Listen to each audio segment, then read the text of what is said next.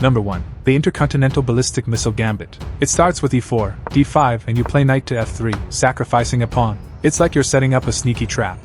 Sometimes, they won't move to d5 right away, so you've got to be slick. You move your knight first to f3, and mostly they'll likely hit d5 next. Now you play e4, and you've got them to same position right where you want them. Now you will play knight to g5 pretending to capture that pawn. Here's where it gets spicy. They'll try to defend it with their knight. But you offer up another pawn like you don't care. They take it, thinking they're winning, but they don't have any idea what brutal accident is gonna happen with them. Now you take back with your bishop. If you're playing black, you'd be annoyed by that knight in your space, right? You might try to kick it out with h6, but that's what white wants.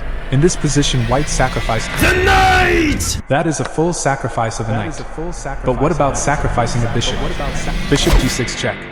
The king is lured out, and you launch your missile towards black queen. And guess what? Boom! Number 2. The Stafford Gambit. It begins with move e4, e5 and knight to f3 attacking our pawn. And we will go to Stafford Gambit with knight to f6. They capture and then knight to c6.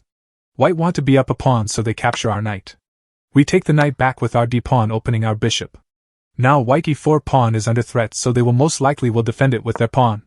We will develop with bishop to c5.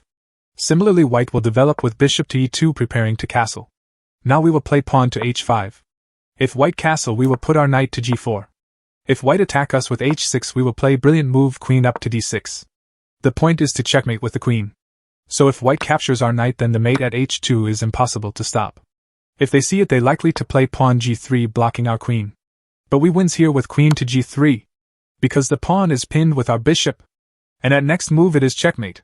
Meanwhile, going back in time, if white plays g5 pinning your knight. Guess what? In this postillon we sacrifice our queen. You will play brilliant move knight takes e4. White takes the queen and you play bishop f2 check. And after the king moves to the e2 square you mate white with bishop g4.